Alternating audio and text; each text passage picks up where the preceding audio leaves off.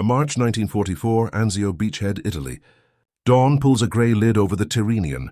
The air tastes of salt and cordite. From the northeast, Bf-109Gs of JG-53 drop through ragged cloud toward ships and airstrips. They expect the familiar ladder of black puffs, time-fused flak they can thread.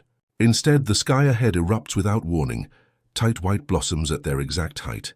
No visible shell arc, only sudden airbursts that rake canopies and radiators.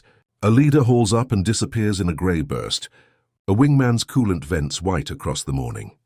Over the radio come flat, incredulous reports. Explosions arriving without approach, as if the shells themselves had chosen the moment. On the beachhead, US 90mm batteries are yoked to machines. SCR-584 radar locks each target. An M9 director predicts where it will be. Gunners send shells capped with the new VT, variable time, fuse. Inside each nose sits a miniature radio, vacuum tubes toughened to survive more than 20,000 G. As a shell closes on metal skin, the echo swells.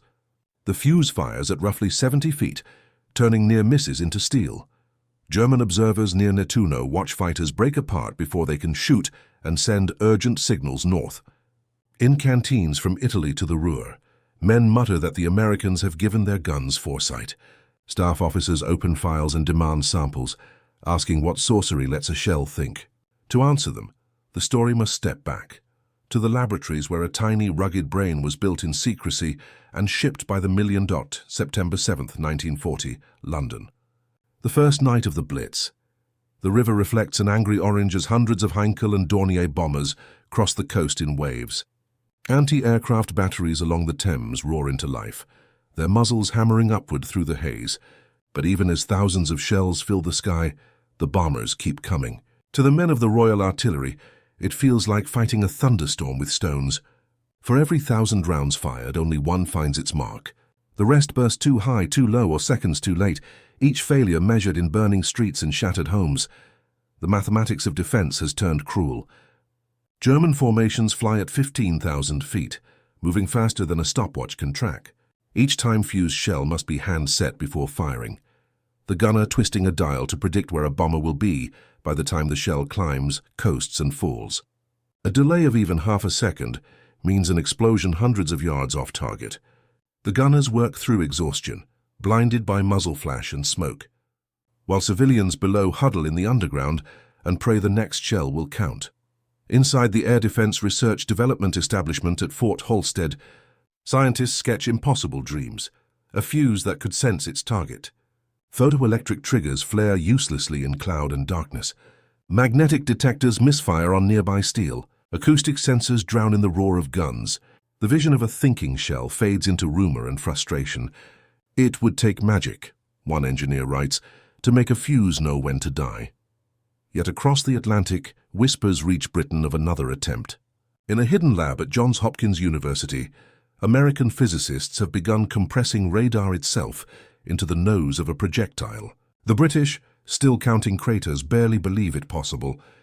But soon, that invisible pulse, radio waves made miniature and deadly, will turn the arithmetic of the air war upside down. January 1942, a windowless room on Georgia Avenue in Silver Spring, Maryland. Physicist Merle Tuve pins a schematic to the wall and stares at a problem that has swallowed simpler men: how to make a radio transmitter and receiver small and sturdy enough to survive the violence of being fired from a gun. The task falls to a new and secretive unit, Section T, that will soon relocate under Johns Hopkins as the Applied Physics Laboratory. Their orders are blunt and impossible. Miniaturize radar, harden it to tens of thousands of G, make it a fuse that will live, think, and die inside a flying shell. The language of magic creeps into lab notebooks because there is no ordinary engineering word that quite fits what they are attempting. They began by stealing ideas from Britain's telecommunications, research establishment, and from earlier, failed photoelectric and magnetic concepts, but the solution had to be radio. Engineers scavenged components from hearing aid tubes and household radios, then reinvented them. Vacuum tubes were redesigned, glass envelopes blown thinner yet stronger, coil windings were rethought. Switches were simplified into rugged latches that could survive a cannon's shove. The target was the Navy's 5-inch anti-aircraft shell, a slim, high-velocity carrier that imposed brutal limits on size and shock tolerance. If the fuse worked in that platform, it would work anywhere. Trials moved from bench to sea. On 12 August 1942, the light cruiser USS Cleveland took station in Chesapeake Bay with radio-controlled target drones above her decks. The test that day was meant to be cautious. Instead, it became theater. Drones that had flown safely in previous trials were shredded by only a handful of VT-fused rounds. 3 drones were brought down with as few as 4 projectiles. The room that had shrugged at earlier failures now erupted into stunned applause. Those dramatic results convinced Navy and Army planners that the impossible machine worked. What followed was mass production under a cloak of secrecy rivaling the atom bomb. Factories retooled to make printed circuits, miniature tubes and shock-proof assemblies. By 1944, procurement contracts and millions of fuses rolled into a war economy that had never built something so delicate at so great a scale. Scientists and sailors swore oaths. Men who handled blueprints were briefed in windowless rooms. Entire production lines were wrapped in compartmentalized security. The result was not just a single miracle, device but an industrial miracle, the birth of a smart munition assembled by thousands, hands and guarded as tightly as any Allied secret, with laboratory triumphs behind them and assembly lines humming. The question now was simple and terrifying. Would those invisible eyes survive combat? Would they detonate at the precise instant to shred aircraft and alter the arithmetic of the sky? The answer would come next, in the smoke of first battles at sea and over Europe. January 5, 1943, Solomon Sea, near New Georgia. The dawn sky is streaked with low cloud and the smell of oil from the previous day's fighting. On the deck of the light cruiser USS Helena, gun crews stand ready at their 5-inch mounts, eyes fixed on the horizon. Radar screens glow faintly below deck, feeding target bearings to the directors. For months, these sailors had grown used to the frustration of anti-aircraft fire that looked impressive, but achieved little. Dive bombers would slice through walls of steel and smoke, drop their bombs and climb away untouched. But this morning, the Sea War's arithmetic is about to change. The first formation of Aichi D-3A Val dive bombers approaches from the north. Sirens wail, guns swing, and shells scream skyward, but this time there is no need for guesswork. Each projectile carries a secret device in its nose, a radar fuse that can sense metal nearby. As the shells arc upward, invisible radio pulses ripple out from their spinning tips. At a distance of roughly 70 feet from an aircraft's aluminum skin, those signals surge, and the fuse detonates. To the gunners, it looks almost supernatural. Before the valves even begin their dives, the air itself ignites around them. One pilot later described it as a wall of flame appearing from nowhere. Within minutes, Helena's gunners have torn through the first attack wave. Other ships nearby, Boise, Honolulu, Nicholas, report similar results. Where once dozens of shells were needed for a single hit, now a few salvos are enough to shatter an entire formation. Navy analysts will later calculate that proximity-fused ammunition increased kill probabilities by a factor of 5. Admiral Chester Nimitz, reading the after-action reports at Pearl Harbor, orders quiet expansion of the program fleet-wide, but with absolute secrecy. If a single fuse fell intact into Japanese or German hands, the advantage would vanish overnight. Coded summaries crossed the Atlantic to Britain under innocuous headings like VT Results, Chesapeake Type. In laboratories from Farnborough to Fort Halstead, British scientists parse every word, instantly recognizing what their own research had failed to achieve, a shell that could think. And as the war presses toward Europe, those same invisible eyes of steel will soon turn upward again, not at the Pacific sun, but at the storm clouds over the Ruhr November 1943, Felixstowe on England's cold eastern coast. The wind carries the smell of salt and coal smoke as a group of British artillery officers gather behind a cordoned test range. At the far end, the long barrels of 3.7-inch anti-aircraft guns tilt skyward, black silhouettes against a pale afternoon. They have been firing for hours, testing new American-made shells whose details are known only to a handful of senior scientists. The crews, veterans of the Blitz, have learned not to expect miracles. Yet when the next drone target buzzes into view, the gunners barely have time to adjust before the sky itself erupts, One round, one burst, one shattered drone spiraling into the North Sea mist. The officers stand silent. Nothing like this has ever been seen from a ground battery. The miracle is mechanical as much as mathematical. Each fuse contains 4 miniature vacuum tubes and a thimble-sized transmitter that must survive the brutal shock of being fired, accelerations exceeding 20,000 times gravity. Inside the steel shell, soldered circuits hum alive for less than a second, emit radio waves, sense the reflection from the drone's metal skin, and detonate at precisely the lethal distance. For the Air Defense of Great Britain Command, the results border on fantasy. Reports from Ipswich and Orfordness confirm hit rates that once seemed unattainable. Observers note explosions exactly at the aircraft's altitude, as if the shell had learned to see. Word of the weapon spreads carefully, wrapped in code.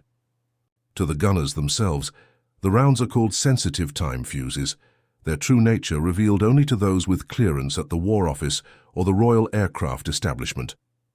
Even Churchill himself is briefed in guarded phrases. But by early 1944, as the first V-1 flying bombs begin to shriek toward London, those same fuses transform Britain's defense. The success rate against the unmanned rockets climbs from despair to dominance. What once took dozens of shells now takes one. By winter, shipments from American factories increase. Crates marked VT arrive under armed escort, destined for batteries ringing the Channel coast. The secret that saved ships in the Pacific is now ready for Europe, where it will face the Luftwaffe above its own homeland and change the meaning of anti-aircraft fire forever. February 20th, 1944, Germany's skies burn with contrails and thunder. It is the opening of Operation Argument, soon to be known as Big Week. From dawn until dusk, waves of B-17 flying fortresses and B-24 Liberators surge eastward from England, escorted by squadrons of long-range P-51 Mustangs. Their targets, the factories of Leipzig, Schweinfurt, Regensburg, the beating heart of the Luftwaffe's aircraft production. For the men in the German flak towers, this day begins like so many before it. Sirens, altitude charts, and the deep mechanical rhythm of the 88mm guns. But as the bombers push deeper into the Reich, something unfamiliar begins to happen above. From the ground, gunners watch as their own black puffs of flak blossom around the bomber streams. Then, through that chaos, comes a new kind of explosion, sharper, perfectly timed. Far above, American formations are not just flying through German fire, they are answering it. Escorting cruisers in the Channel and U.S. Army anti-aircraft batteries near Aachen open up with proximity-fused shells to protect the bomber corridors. The bursts appear without visible arcs, erupting at the exact altitude and speed of the intercepting fighters. Luftwaffe pilots diving on the bombers find their escape routes filled with sudden detonations. It was as if the air itself had turned against us, one recalled later. The German attack patterns, once disciplined, weaving climbs and turns, now collapse into confusion. Each maneuver seems anticipated, each change in altitude punished by explosions that track them like thought made visible. Entire Staffeln vanish in moments, planes disintegrating mid-turn with no tracer fire in sight. Intelligence officers at Luftflotte 3 demand explanations. Theories multiply new radar-guided flak. Aerial mines, electronic countermeasures, none fit the evidence. The truth, that every shell carried its own tiny radar set, calculating distance faster than any man, was beyond their imagination. By the end of Big Week, the Luftwaffe's losses are catastrophic.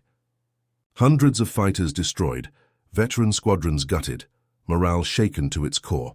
German mechanics scavenge wreckage, searching for fragments of these mysterious shells, but find only twisted metal and charred circuits too small to understand. The air war over Europe has entered a new phase, one in which even the sky itself seems to think. March 1944, Western Germany. The snow around a crashed FW-190 is blackened with oil and dotted with shards of metal no one can identify. A Luftwaffe recovery team moves carefully through the wreckage, gathering fragments of shell casing that glint strangely in the sunlight. In the command huts at Rechlin and Peenemünde, intelligence officers lay the pieces out on linen sheets. Twisted copper coils, slivers of glass, traces of melted solder. The markings are American, But the purpose defies every manual. There are no clockwork gears, no delay mechanisms, no recognizable fuse assembly, only the ghost of electricity. Pilots' reports have already begun to sound half mad. They speak of shells that detonate without warning, without tracer arcs, sometimes before they even level from a turn. They burst in our faces, one Gruppenkommandeur writes, as if they could see us. At night, formation leaders describe invisible barrages that seem to wait for them, bursting in perfect rhythm along their flight paths. Crews whisper about telepathic flak, a sky that listens and answers. The Air Ministry, flooded with such accounts, orders new tactics. Constant altitude changes, erratic climbs, spinning descents. None of it helps. Wherever they go, the explosions follow. In Berlin, Göring waves off the reports as hysteria, but in the laboratories of Telefunken and Siemens, curiosity hardens into alarm. When technicians place recovered fragments under microscopes, they recognize what they should not be seeing: miniature valves, tuned circuits, pieces of what can only be a radio set, small enough to fit inside a shell. The impossible has been done. Someone somewhere has tamed radar to survive the violence of a gun's firing and turned it into a weapon. The revelation spreads in whispers through Germany's technical command, provoking disbelief more than panic. For years, their own scientists had declared such a device unworkable. Now Allied guns are using it in thousands. By the time German laboratories confirm the truth, the factories at home are in ruins, and the skies above them filled with shells that think, calculate, and kill before any pilot can react. Spring 1944, Baltimore, Maryland. Inside a windowless building at the Glen L. Martin plant, rows of women in smocks bend over long benches, lit by lamps the color of milk. Each holds tweezers, not wrenches. On the tables lie tiny glass tubes, coils no bigger than a fingernail, and slivers of copper wire finer than thread. They are assembling pieces of a secret few of them truly understand. An electronic heart, small enough to fit in a shell and strong enough to survive 20,000 times the pull of gravity. Supervisors call them proximity units, but to those who build them, they are simply parts in endless unmarked crates. Guards patrol every corridor. Blueprints are locked behind wire cages. The workers go home at night without ever knowing they are helping change the face of war. Factories across America hum to the same rhythm. General Electric oversees circuit design in Schenectady. Crosley in Cincinnati handles mass assembly. RCA perfects the radio frequency components that make each fuse see. By year's end, more than 22 million VT fuses will roll from their lines, each containing roughly 130 components, each tested to survive the shock that would crush bone to dust. At Crosley alone, tens of thousands of women work under microscopes, soldering hair-thin leads to glass tubes with a precision no machine could match. The pay is modest, the secrecy absolute. Defective fuses are smashed on the spot, and even successful ones are packed in crates labeled simply radio tubes or electrical timers. Across the Atlantic, British engineers join the effort. From labs in Birmingham and Malvern come ruggedized vacuum tubes and power supplies that extend shelf life and stabilize performance in the freezing heights of Europe. Together, the Anglo-American partnership fuses science, secrecy and industrial discipline into one relentless engine. Every shell fired from a cruiser or a gun pit now carries a fragment of their labor, a microcosm of a continent's ingenuity. For every Luftwaffe fighter that falls flaming from the sky, thousands of unseen hands in Baltimore, Cleveland, and Birmingham have already played their part.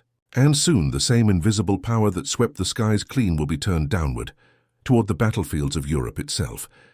December 16th, 1944, Ardennes Forest. Snow drifts over the pines like ash. The morning fog lies thick in the valleys, muffling the rattle of tank tracks and boots. From the tree line near Bastogne, German infantry of the 26th Volksgrenadier Division push forward through waist-deep snow, their breath freezing against their scarves. For days they have advanced beneath a sky so low and grey it swallows aircraft. The Americans, pinned by weather and surprise, have little to fight with except their artillery, and something new hidden inside its shells. The first barrage comes without warning.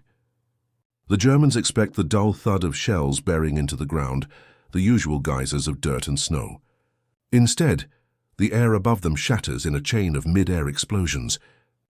Each shell bursts at treetop height, its steel casing turned into thousands of high-velocity fragments that cut downward like scythes.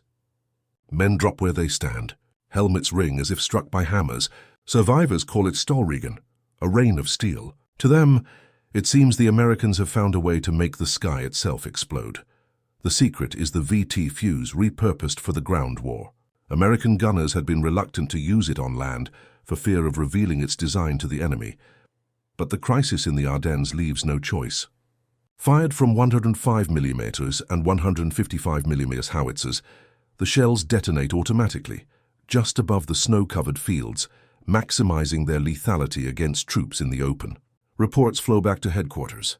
Casualty rates multiplied fivefold. German attacks breaking apart before reaching the lines. General George S. Patton, whose Third Army drives north to relieve Bastogne, later calls the proximity fuse the best thing since radar. In after-action reports, commanders describe German columns collapsing under invisible fire, morale cracking as men realize no cover can save them from shells that sense their presence. By January, the bulge has turned from a German gamble into a ruinous defeat. The same device that once shielded fleets and cities now devastates armies. For the Wehrmacht, it is the beginning of the end, proof that even the ground beneath their boots has learned to think. January 1945, over the Rhine.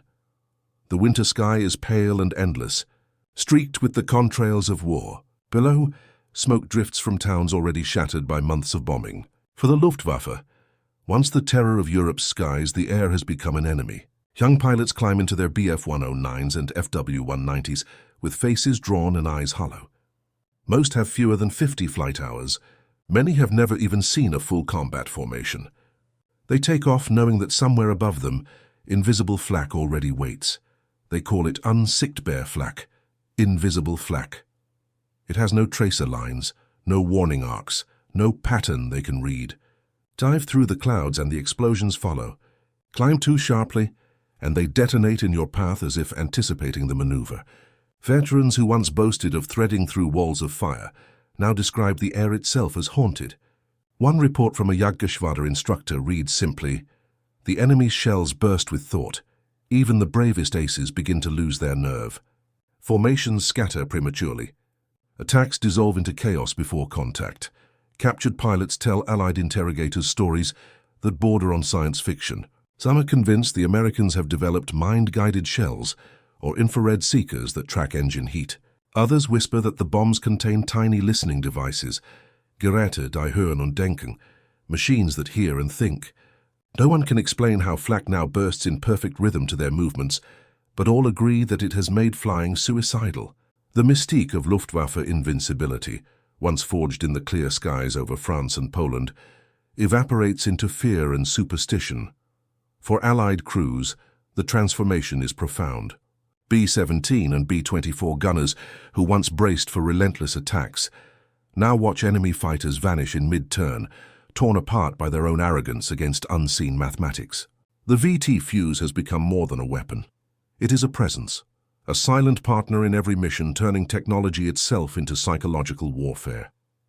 By spring, German pilots take to the air with dread in their hearts, fighting an opponent who no longer seems merely human, but omniscient, able to see, calculate, and strike with the cold precision of fate.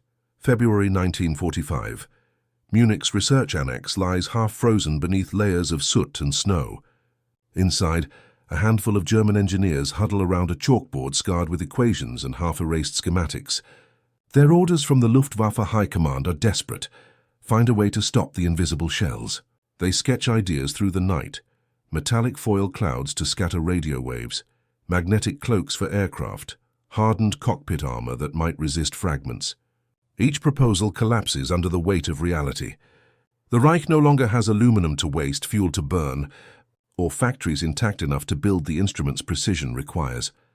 Telefunken physicists suggest flooding the air with radar noise to confuse Allied fuses, a concept borrowed from chaff used against search radar. But proximity fuses, tuned to reflections within mere meters, cannot be fooled so easily. Field tests with scattered aluminum strips prove useless. The shells continue to detonate with surgical accuracy. Other proposals verge on the absurd, forcing pilots to attack at treetop level, below the fuze's arming altitude, or to rush head-on through defensive barrages before the sensors can react. Both tactics turn suicide into strategy. Every new experiment yields the same result: more wreckage, more funerals. In contrast, Allied engineers are refining perfection. Technicians recalibrate fuse circuits to ignore terrain and trees, preventing premature bursts. Batteries learn to mix variable settings for altitude and sensitivity, forming layered curtains of lethal precision. Reports from European Theatre Command describe an efficiency no conventional artillery could ever achieve. To every Luftwaffe analyst, the conclusion becomes unavoidable. Germany is fighting an enemy whose science has outpaced its industry beyond recovery. By April, as the Allies cross the Rhine, the term decisive weapon appears in German intelligence summaries beside a single phrase: nicht reproduzierbar, not reproducible. Even in surrender, most Axis officers never see one intact. Only scattered fragments and rumors remain. The weapon that silenced their skies will end the war as it began, in secrecy, its full power understood only by those who built it. May 1945. Europe falls silent. The guns that once shook the skies over the Ruhr and Ardennes now stand cold beneath the rain.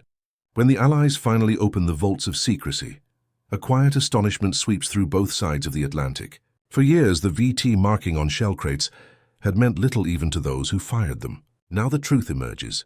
Inside each had lived a device no larger than a clenched fist, a miniature radar set that had changed the course of modern war. Analysts credit it with shortening the conflict in Europe by as much as 6 months. In reports circulated among Allied commands, one line recurs: "No other single invention has saved so many lives by ending the war sooner." The fuze's evolution had stretched across every battlefield. Naval guns used it to swat down kamikaze aircraft before they struck.